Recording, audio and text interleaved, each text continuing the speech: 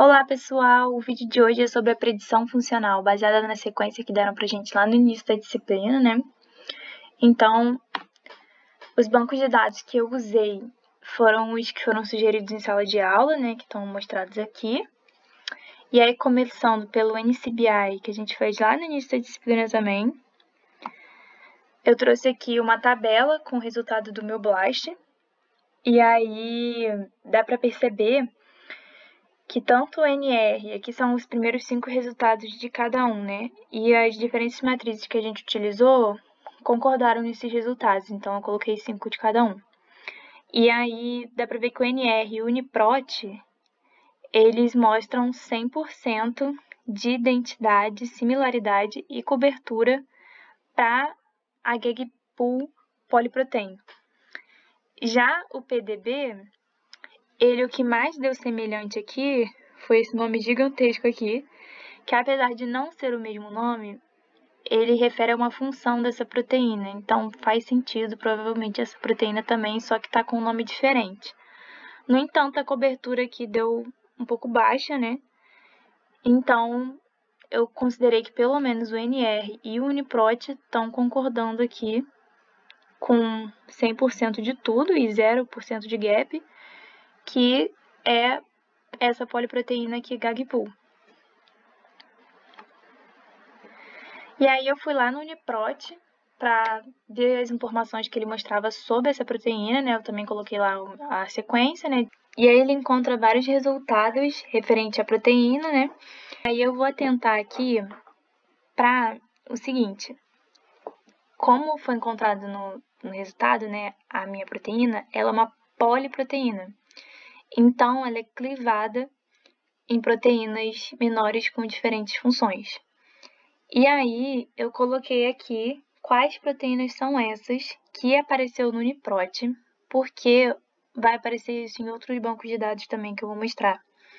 E aí, por isso que eu atentei para isso. Então, aqui no Uniprot ele encontrou a proteína de matriz P17, a proteína do capsídeo P24, a proteína do nucleocapsídeo P7, protease, transcriptase reversa e ribonuclease H e integrase. E aí depois eu fui lá no Metaseq. E aí ele colocou, eu coloquei a minha sequência lá de novo, né? A sequência FASTA no Metaseq. E aí ele encontrou a mesma poliproteína, né, Gagpool, e ele trouxe umas informações um pouquinho sobre como que ela funciona e tal. E ele mostrou que ela é clivada em 11 cadeias diferentes e mostrou cada uma dessas proteínas. E dentre elas tem as proteínas que eu mencionei lá do Uniprot, ó, como a proteína de matriz P17, a proteína do capsídeo P24, a transcriptase reversa aqui, a integrase também. Então, isso é interessante para mostrar que não só encontrou a mesma proteína, como eles concordam que as proteínas que são clivadas, né, dessa proteína, dessa poliproteína, são as mesmas. E aí depois eu fui no KEGG. E no KEGG apareceu 2 esquemas em que aparece a minha proteína, e aí eu trouxe eles para mostrar aqui para vocês. O primeiro deles é a estrutura do genoma do vírus. Gente, uma coisa importantíssima que eu esqueci de falar, vou até voltar no slide, é que eu esqueci de mencionar o meu organismo, né? O meu organismo que foi apontado de acordo com os bancos de dados que eu pesquisei é o vírus do HIV. Esqueci de falar isso, que é bem importante, né? E aí, voltando aqui, quando eu coloquei essa proteína lá no KEGG, quando eu pesquisei sobre ela, o que encontrou foram 2 esquemas relacionados a ela. E o primeiro deles mostra o genoma do HIV. E aí, aqui dá pra ver que é um genoma bem pequenininho. Ele tem somente 9 genes. E dá pra ver todos eles aqui, ó. São esses setinhas. E aí, mostra um esqueminha também da formação da Gagpool, que tá aqui embaixo. E depois da clivagem dela também nas proteínas que já foram mencionadas aqui antes. Ó, essas 3 aqui já apareceram antes, que eu já mencionei em outros bancos de dados, como o Metaseq e como o UniProt. E o outro esquema que apareceu no KEGG também foi do ciclo de vida do HIV. E aí mostra desde a invasão da célula, né, que começa aqui, ó, tem todo o esquema de como tudo acontece, toda a ação que tem dentro da célula humana também, como que esse vírus faz para sobreviver. E aí aqui aparece a minha proteína, ela tá aqui presente nesse esquema. É por isso que quando eu pesquisei lá, ela apareceu. Então mostra como que ela atua nas vias metabólicas. E aqui também tem um esqueminha da clivagem dela nas outras proteínas que eu mencionei antes também. E aí depois eu fui para o Scoop. E aí ele encontrou que essa proteína tem no Scoop, dá para você pesquisar pelo ID, né? E eu utilizei o ID lá do UniProt. E aí ele encontrou, né, obviamente, a mesma proteína. E ele encontrou que ela tem 11 domínios. E tá aqui a listagem dos domínios que, né, ele encontrou. Então, se você clicasse em cada um, aparecia exatamente onde estava o domínio na sequência.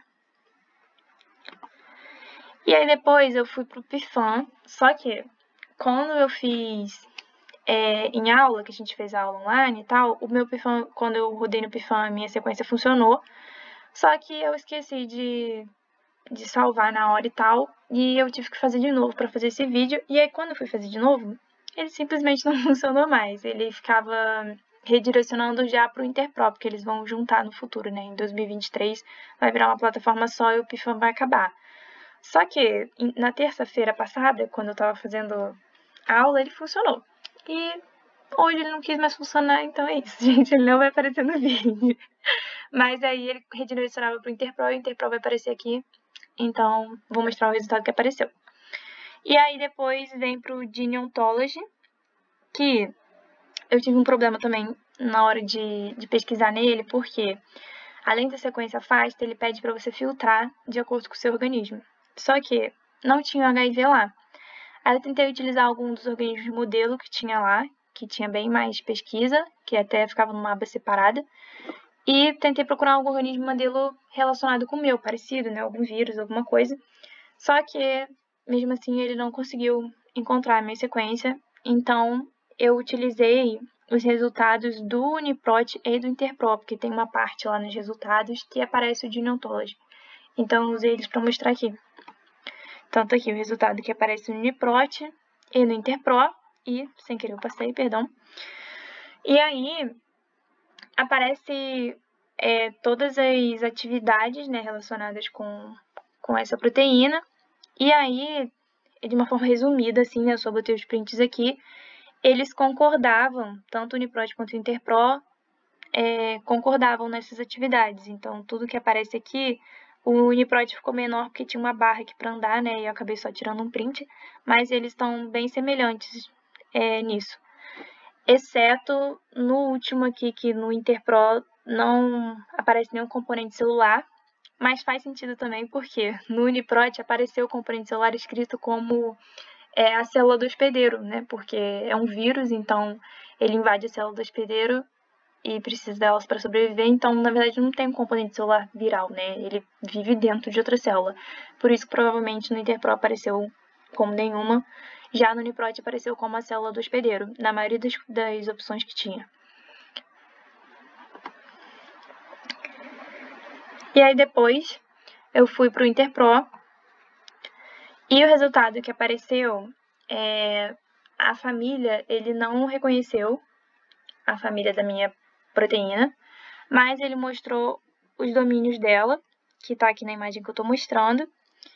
E aí, tem uma coisa aqui que talvez eu tenha interpretado errado, mas enfim, o que eu entendi foi que, comparando o Interpro com o resultado dos domínios lá do Scoop, foi um pouco diferente. Tipo, eu mostrei lá que o Scoop tinha mostrado 11 domínios, né?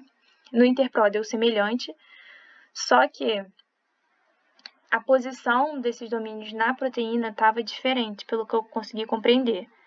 Mas eu considero que provavelmente o Interpro está mais correto, porque aqui no Interpro, cada cor dessa aqui representa um banco de dados diferentes. Então, tipo assim, pelo menos 3 bancos de dados aqui, nesse caso aqui 4 bancos de dados, concordavam que esse domínio está nessa parte da proteína.